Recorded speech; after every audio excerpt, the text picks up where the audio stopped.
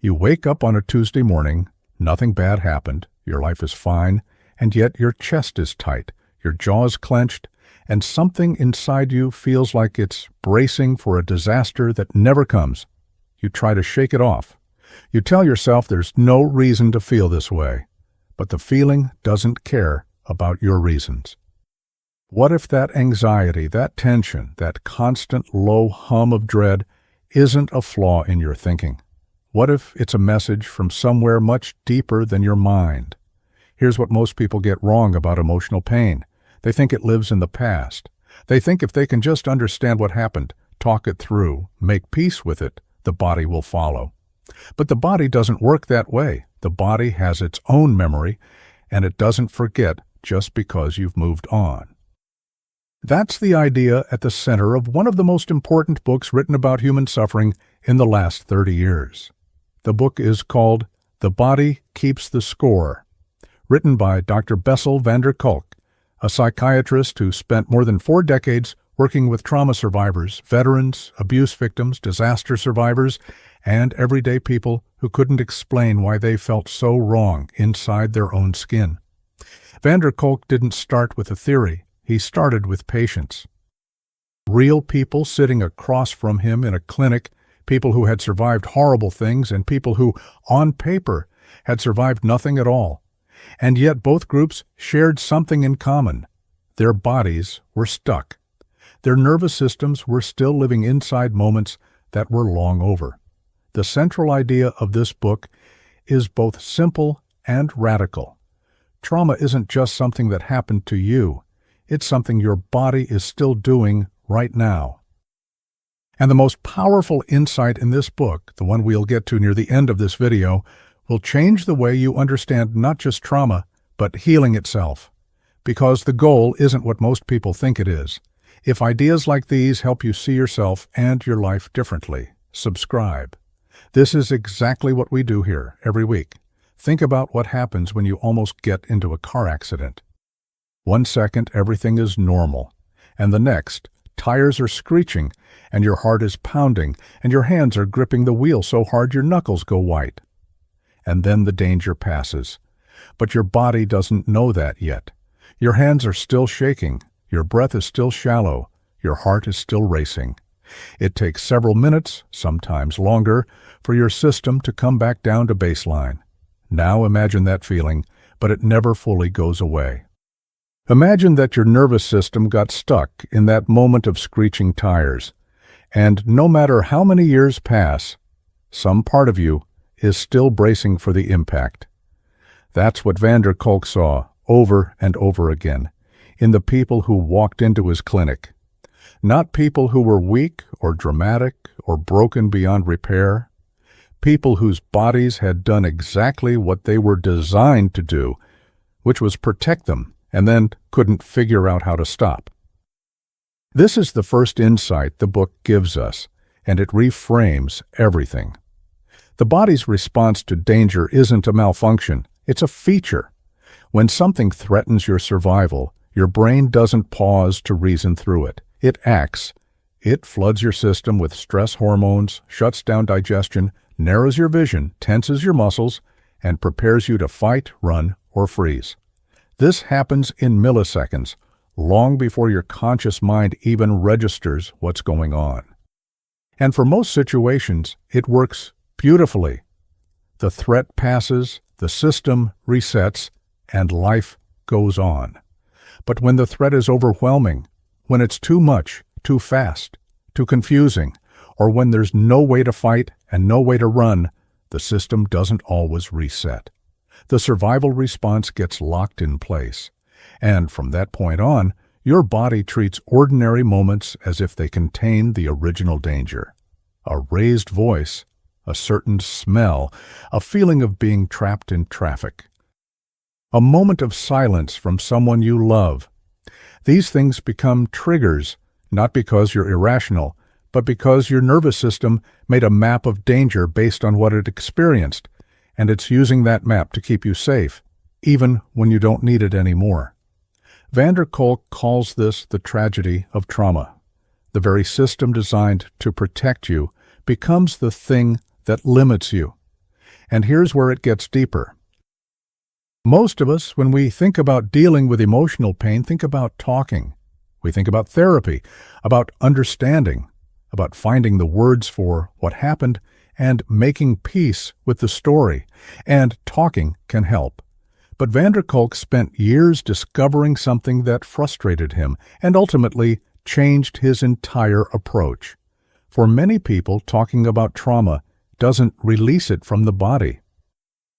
You can understand something completely and still feel it in your chest every single day. This is the second insight, and it's one that a lot of readers say finally made them feel less crazy. The part of the brain most involved in trauma, a small almond-shaped structure called the amygdala, doesn't speak in words. It speaks in sensations, in images, in impulses. It doesn't respond to logic.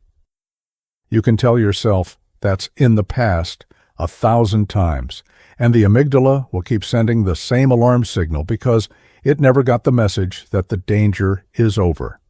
This is why so many people who've been through difficult experiences feel like two people living in one body, one who understands what happened and one who keeps reacting as if it's still happening.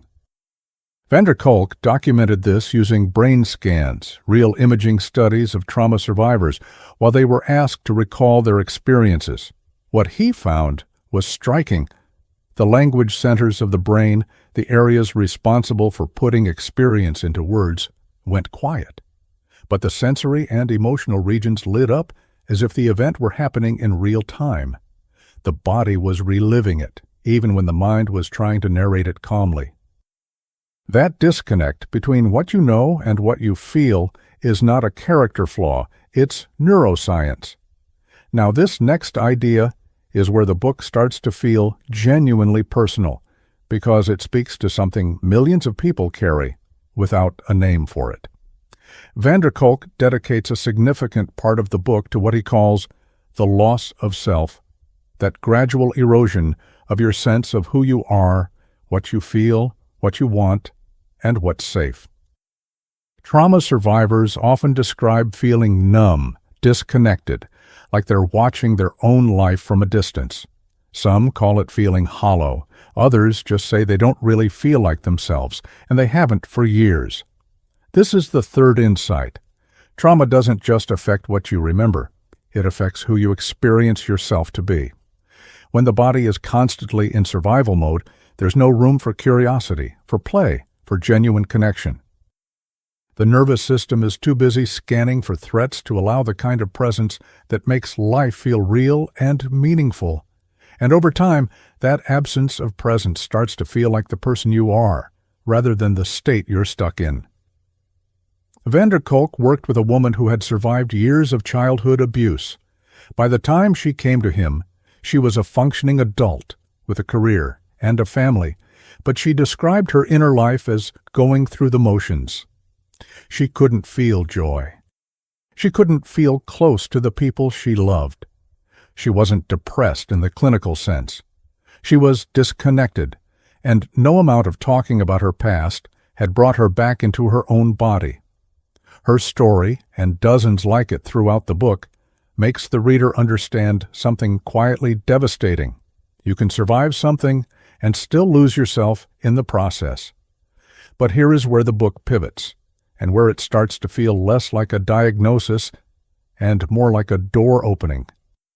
Van der Kolk's fourth insight is one that challenges everything most people assume about healing, including many mental health professionals.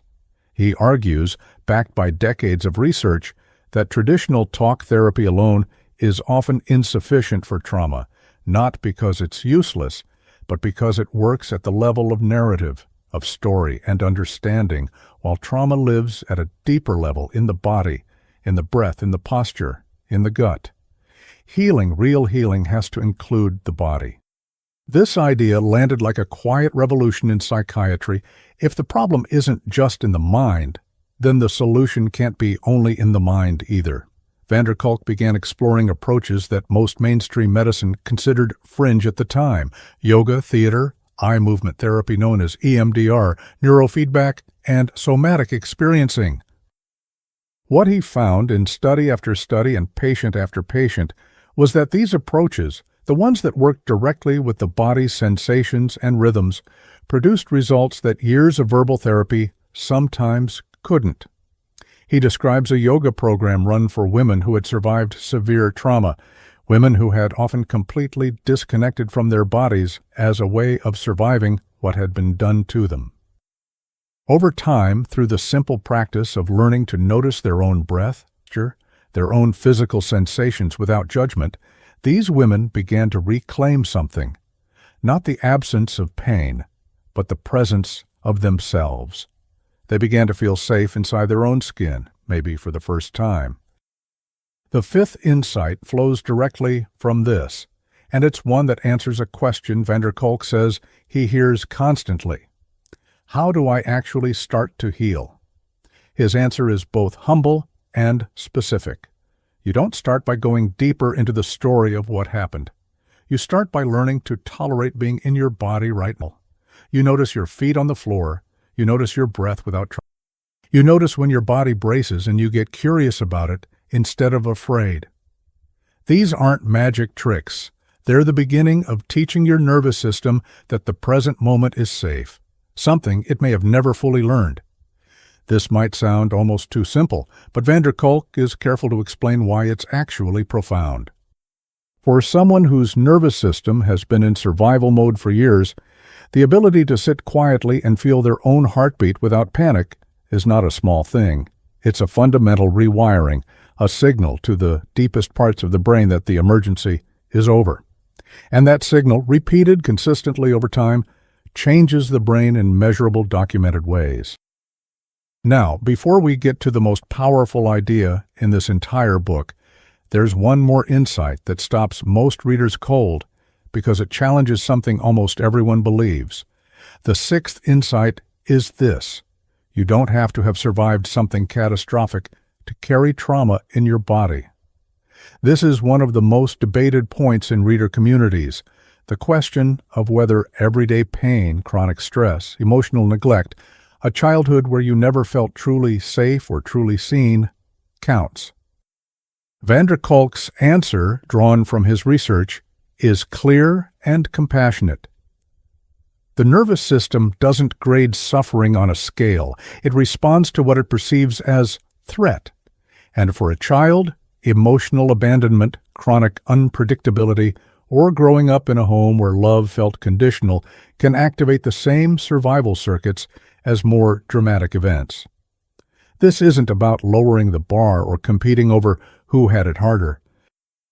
It's about understanding that millions of people are walking around with nervous systems shaped by experiences they were told didn't count, and that this quiet, unacknowledged suffering deserves the same attention and the same compassion as anything else.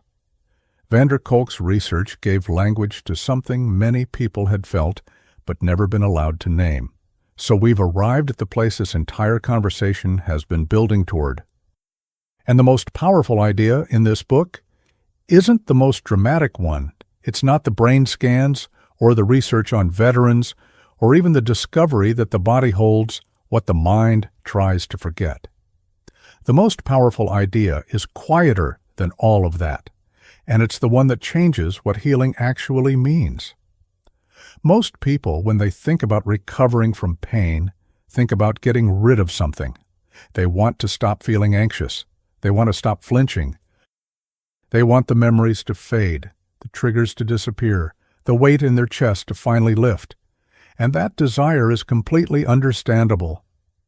But Kolk spent decades watching people chase that version of healing, and what he found was that the goal of erasing the past is not only impossible, it's the wrong target entirely.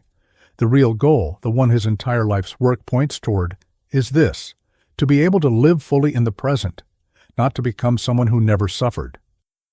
Not to pretend the past didn't happen, but to reach the place where the past no longer hijacks the present, where a raised voice is just a raised voice, where silence from someone you love doesn't automatically feel like abandonment, where your body is a place you can actually live in rather than something you're constantly trying to escape.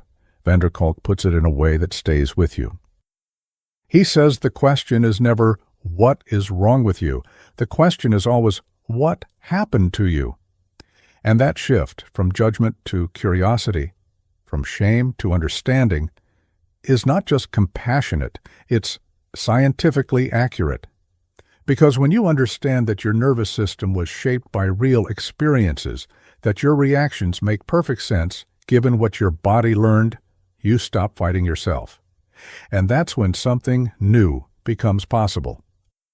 He describes patients who, after years of work, didn't become people without pain.